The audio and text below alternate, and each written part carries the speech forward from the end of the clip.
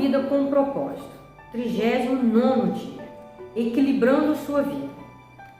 Portanto, vivam com o devido senso de responsabilidade, não como homens que não conhecem o significado da vida, mas como aqueles que o conhecem. Efésios 5:15.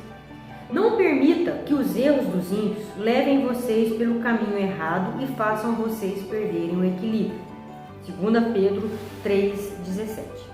Bem-aventurados os equilibrados, pois subsistirão mais do que todos.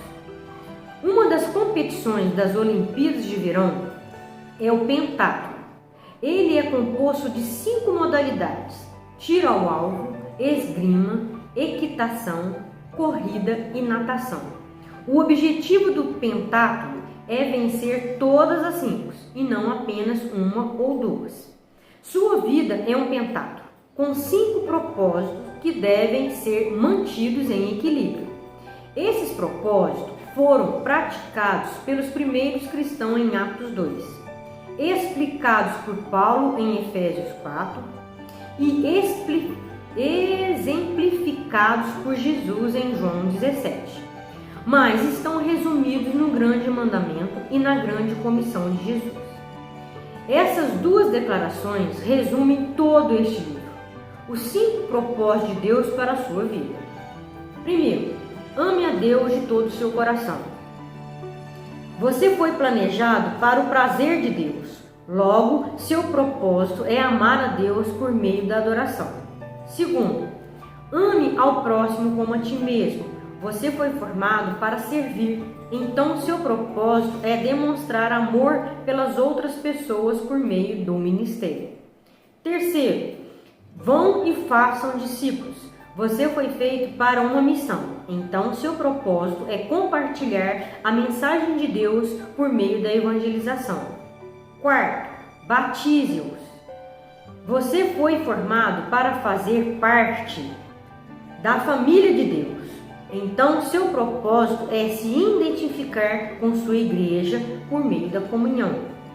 Quinto, ensine-os todas as coisas. Você foi criado para se tornar semelhante a Cristo. Então, seu propósito é amadurecer por meio do discipulado.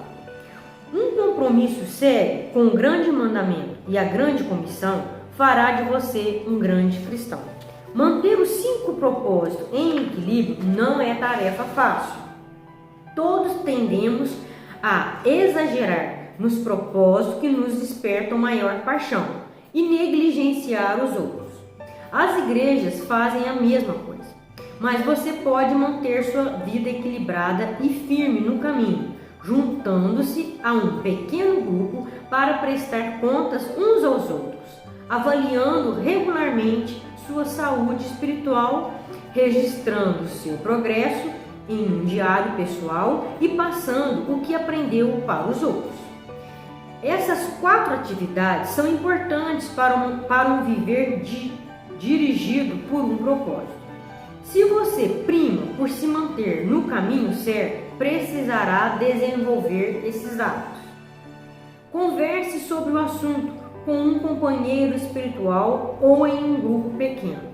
A melhor maneira de assimilar as ideias deste livro é discuti-las com outras pessoas no ambiente de um grupo pequeno.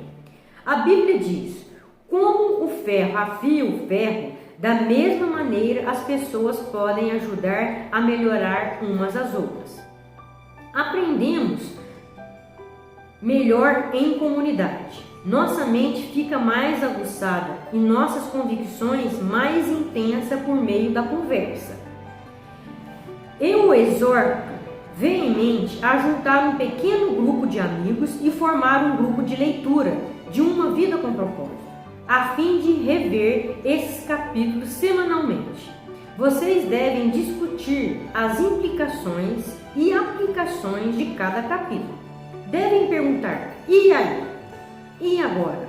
O que isso significa para minha família e nossa igreja? O que vou fazer a respeito disso? Paulo disse: ponha em prática o que vocês receberam e aprendam. Um pequeno grupo de leitura proporciona muitos benefícios que não podem ser alcançados somente por um livro. Vocês podem dar e receber opiniões sobre o que estão aprendendo. Podem tratar de exemplos da vida real. Podem orar, incentivar e apoiar-se uns aos outros à medida que começam a viver esses propósitos. Lembre-se de que fomos feitos para crescer juntos e não separadamente. A Bíblia diz: encorajem uns aos outros e dê forças uns aos outros. Também o encoraja a estudar a Bíblia individualmente. Registrei como notas no fim do livro os mais de 1000 trechos da Bíblia utilizados neste livro para que você possa estudá-los. Visando manter este capítulo adequados à leitura diária, me foi impossível explicar o fascinante contexto da maioria dos versículos utilizados. Entretanto, a Bíblia foi feita para ser estudada por parágrafos, capítulos e até mesmo livros inteiros. O meu livro pode ajudá-los a realizar estudos indutivos. Faça em si mesmo uma inspeção espiritual periódica. A melhor forma de equilibrar os 5 propósitos na sua vida é fazer uma avaliação periódica de si mesmo. Deus dá grande valor ao hábito da autoavaliação. Somos orientados pelo menos 5 vezes nas Escrituras a verificar, a examinar nossa saúde espiritual. A Bíblia diz: examinem-se para terem certeza de que estão firmes na fé. Não se desviem, achando que tudo está garantido. Realizem em si mesmo exames regulares. Testem-se. Se falharem no teste, faça algo a respeito. Para manter a saúde física, você precisa de exames regulares com um médico para que possa avaliar seus sinais vitais, pressão sanguínea, temperatura, peso e assim por diante. Para a sua saúde espiritual, você precisa verificar regularmente os 5 sinais vitais da adoração, comunhão, crescimento do caráter, ministério e missão. Jeremias aconselhou: vamos fazer um bom exame na maneira que estamos vivendo e reorganizar nossa vida debaixo da autoridade de Deus. Na Saddleback desenvolvemos uma ferramenta simples de avaliação pessoal que tem auxiliado milhares de pessoas a permanecer no propósito de Deus. Você ficará surpreso ao ver como essa pequena ferramenta o ajudará a alcançar o equilíbrio para uma vida saudável e de crescimento. Paulo diz que a ideia entusiástica do princípio seja igualada pela ação realista do presente. Anote seu progresso em um diário. A melhor forma de consolidar seu progresso no cumprimento dos propósitos de Deus para a sua vida é manter um diário espiritual. Não se trate do registro de acontecimentos, mas de lições de vida que você não gostaria de esquecer.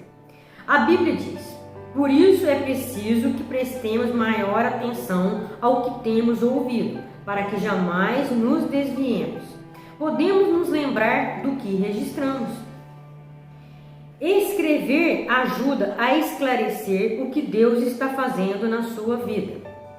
Delson Troitman costumava dizer: os pensamentos se desembaraçam quando passamos pelos nossos dedos.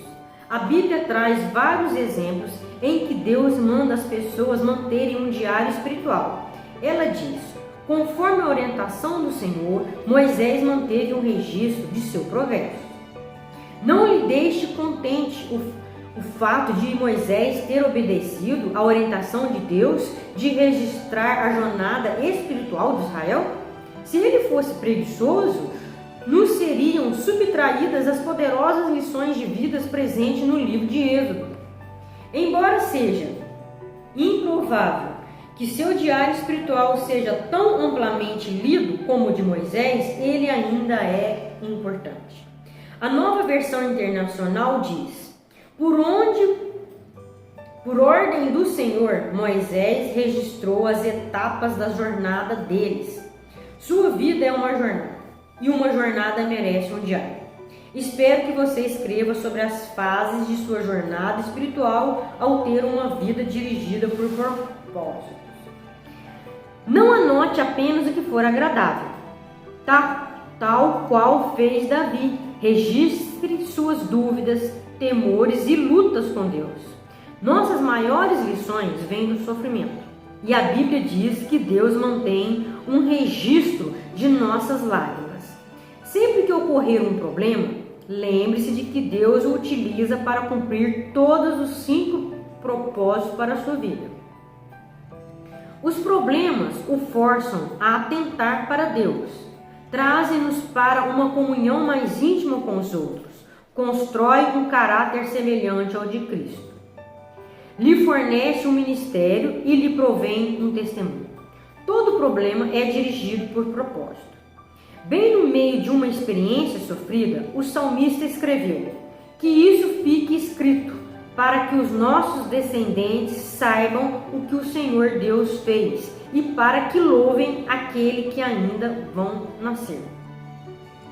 Você deve às futuras gerações a preservação do relato de como Deus o ajudou a cumprir os propósitos dele na terra. Trata-se de um testemunho que continuará a ser dado muito após você estar no céu. Transmita aos outros aquilo que você sabe. Se você quer continuar crescendo, a melhor forma de aprender mais é transmitir o que já aprendeu.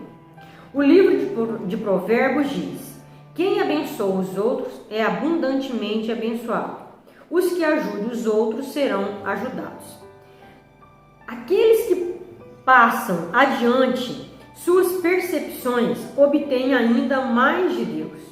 Agora que compreende o propósito da vida, você tem a responsabilidade de levar essa mensagem aos outros. Deus o está chamando para ser seu mensageiro. Paulo disse: agora quero que você diga essas mesmas coisas a seguidores confiáveis para que as possam dizer a outros. Neste livro passei a você o que aprendi com outras pessoas sobre o propósito da vida. Agora é a sua vez de transmitir esse conhecimento a outras pessoas.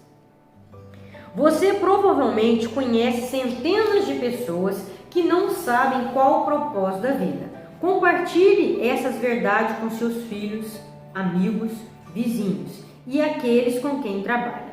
Se você der este livro a um amigo, adicione um bilhete pessoal na página da dedicatória. Quanto mais você sabe, mais Deus espera que você use tal conhecimento para ajudar outros.